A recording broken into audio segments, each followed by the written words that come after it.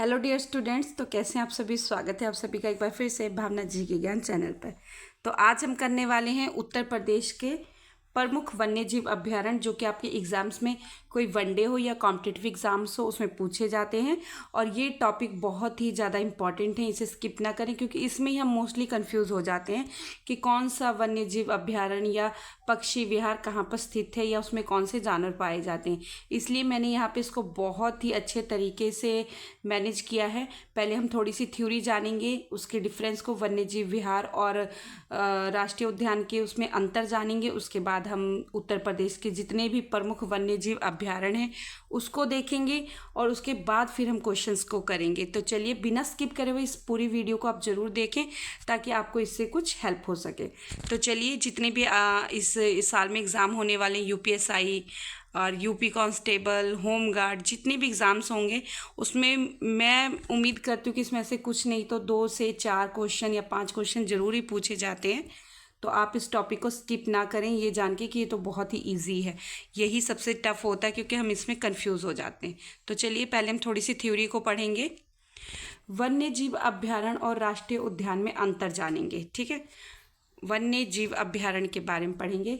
वन्य जीव अभ्यारण्य जैसे वनों में जीव जंतुओं के घूमने के स्थान को ही अभ्यारण्य कहा जाता है, जो कि एक प्रकार का सरकार और अन्य किसी संस्था द्वारा संरक्षित वन, पशु विहार या पक्षी विहार होता है। उसमें हम उसे ही हम वन्यजीव अभ्यारण्य कहते हैं। अब आपको वन्यजीव अभ्यारण्य के बारे में पता लग गया होगा किसे हम वन्यजीव अभ्यारण्य कहते हैं। ठीक है, चलिए नेक्स्ट है राष्ट्रीय उद्यान के बारे में। चलिए इसके बारे में चर्चा करते हैं। राष्ट्रीय उद्यान के बारे में, जैसे राष्ट्रीय उद्यान में जीव जंतु, गाय, बकरी, भैंस, भेड़ आदि को चराया नहीं जा सकता, जैसे स्थानीय जो लोग हैं उसमें नहीं जा सकते। और वन्य जीव अभ्यारण्य में क्या होता है, चराए जा सकते, घूम फिर सकते हैं लोग। पर इसमें जो राष्ट्रीय उद्यान होते हैं इसमें कोई एंटर नहीं कर सकता, कोई जानवर या कोई इंसान भी। जबकि वन्य जीव अभ्यारण्य में कुछ समय के लिए नहीं चराया जा सकता है। ठीक है, अब बिल्कुल डिफरेंस क्लियर हो जाएगा आपको इसका। राष्ट्रीय उद्यान, नेशनल पार्क में कोई पर्यटक ना जा सकता है ना रह सकता है, जबकि वन्य जीव अभ्यारण्य में लोग रह नहीं सकते, लेकिन कुछ समय के लिए घूमने जा सकते हैं, लेकिन किसी भी प्रकार का शिकार नहीं कर सकते। अब आपको मैं उम्मीद करती हूँ इसके बारे में अच्छे से डिफरेंस का पता लग गया होगा। तो चलिए अब हम नेक्स्ट करेंगे उत्तर प्रदेश के प्रमुख वन्यजीव अभ्यारण्य और उनमें पाए जाने वाले जानवर। चलिए, फर्स्ट है दुधवा राष्ट्रीय उद्यान, और ये है सिर्फ उत्तर प्रदेश का एकमात्र राष्ट्रीय उद्यान। ठीक है, चलिए ये उत्तर प्रदेश का एकमात्र राष्ट्रीय उद्यान है और बाघ, हाथी, गैंडा, बारहसिंघा, चीतल, सांभर, नीलगाय, जंगली सुअर और विभिन्न प्रकार के पक्षियों का घर है। अब आपको, मुझे लगता है एग्जाम में कंफ्यूज नहीं होना चाहिए। अगर आपसे पूछे दुधवा राष्ट्रीय उद्यान में कौन से जानवर पाए जाते हैं, यदि इसमें से 2 या 4 जानवर दे देते हैं आपको टिक करने के लिए, तो मुझे लगता है आसानी से आप टिक कर सकते हैं। बाघ, हाथी, गैंडा, बारहसिंघा, चीतल, सांभर, नीलगाय, जंगली सुअर और विभिन्न प्रकार के पक्षियों का घर है। ठीक है, चलिए नेक्स्ट है हस्तिनापुर वन्यजीव अभ्यारण्य। ये उत्तर प्रदेश का सबसे बड़ा, ये भी पूछ सकते हैं ना, उत्तर प्रदेश का सबसे बड़ा और सबसे छोटा। तो उत्तर प्रदेश का सबसे बड़ा वन्यजीव अभ्यारण्य है।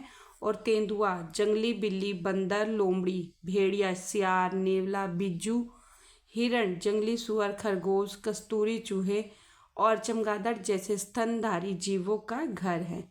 ठीक है, अब आपको पता लग गया हस्तिनापुर वन्यजीव अभ्यारण्य में कौन कौन से जानवर पाए जाते हैं।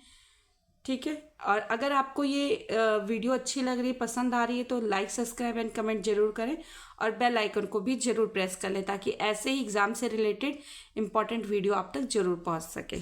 चलिए नेक्स्ट है हमारा राष्ट्रीय चंबल अभ्यारण्य। यह अभ्यारण्य घड़ियाल, मगरमच्छ, डॉल्फिन और विभिन्न प्रकार के पक्षियों का घर है। नेक्स्ट है आपका कतर्निया घाट वन्यजीव अभ्यारण्य। यह अभ्यारण्य भारतीय गैंडे, गंगा नदी की डॉल्फिन और गंगा के घड़ियाल का घर है। ठीक है, नेक्स्ट आपका है सुर सरोवर पक्षी अभ्यारण्य। यह अभ्यारण्य प्रवासी पक्षियों जैसे पेलिकन, फ्लेमिंगो और बार हेडेड गीज के लिए स्वर्ग है। यहाँ पर पक्षियों का जैसे पेल्किन, फ्लेमिंग और बार हेडेड गीज के लिए स्वर्ग का घर है, एक तरह का उनके लिए स्वर्ग है ये। नेक्स्ट आपका है सुहागी बरवा वन्य जीव अभ्यारण्य। यह अभ्यारण्य बाघों, तेंदुओं और हाथियों की आबादी के लिए जाना जाता है। नेक्स्ट है महावीर स्वामी अभ्यारण्य, महावीर स्वामी वन्य जीव अभ्यारण्य। यह अभ्यारण्य तेंदुआ, नीलगाय, जंगली भालू और सांबर का घर है। अब आपको ध्यान रखना तेंदुआ कहाँ कहाँ पर भी पाया जाता है, तो यदि इसमें से कोई भी आपको आता है एक एग्जाम में या टिक करने को या मैच करने को, तो आपको ध्यान रखना चाहिए कौन से जानवर कहाँ कहाँ पाए जाते हैं, यही चीज़ इसमें ध्यान रखने की होती है। ठीक है। नेक्स्ट है रानीपुर अभ्यारण्य वन्यजीव अभ्यारण्य। यह अभ्यारण्य सुस्त भालू, रानीपुर में क्या क्या पाए जाते हैं, सुस्त भालू, काला हिरण, सपर मुर्गी, चित्रित दलिया और चिकारा का घर है। नेक्स्ट है चंद्रप्रभा वन्यजीव अभ्यारण्य। ठीक है। यह अभ्यारण्य चीतल, सांबर, हिरण, नीलगाय, जंगली सुअर, शाही घड़ियाल, अजगर और चिंकारा का घर है। ठीक है। नेक्स्ट हम करेंगे, अब हम इनके ज़िले और वो सब देखेंगे ना, प्रमुख जो पक्षी विहार हैं उनके ज़िले और नाम, उत्तर प्रदेश के प्रमुख ज़िले और पक्षी विहार। चलिए, फर्स्ट है प्रमुख पक्षी विहार जिलों के नाम। चंद्रशेखर आज़ाद पक्षी विहार, ये है कन्नौज में। सैंडी पक्षी विहार हरदोई। बखीरा पक्षी विहार संत कबीर नगर। ये ध्यान रखना बच्चों, एग्जाम्स में बहुत ही बार पूछा जा चुका है और ये मोस्ट इंपॉर्टेंट है। अभी मैं आपको क्वेश्चंस दिखाती हूँ कितने इंपॉर्टेंट क्वेश्चंस हैं। विजय सागर पक्षी विहार महोबा हमीरपुर। लाख बहोशी पक्षी विहार उन्नाव। भीमराव अंबेडकर पक्षी विहार प्रतापगढ़।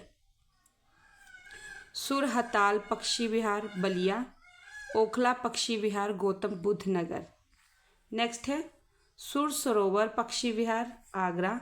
समन पक्षी विहार मैनपुरी। पटना विहार एटा। ठीक है।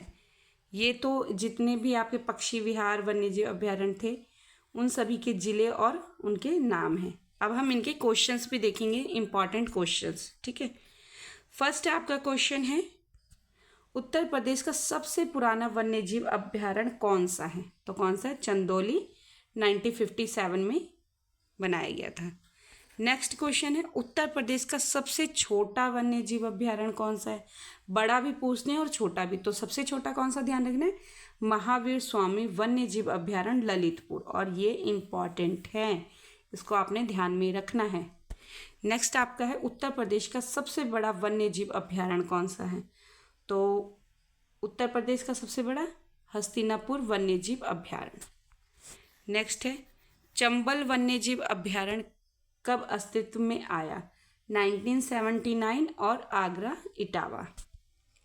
नेक्स्ट है चीता, तेंदुआ, हिरण के लिए कौन सा अभ्यारण्य जाना जाता है, किशनपुर वन्यजीव अभ्यारण्य, और इम्पॉर्टेंट है, ये एग्जाम में रिपीटेड है इसलिए मैंने यहाँ पे इम्पॉर्टेंट लिखा है।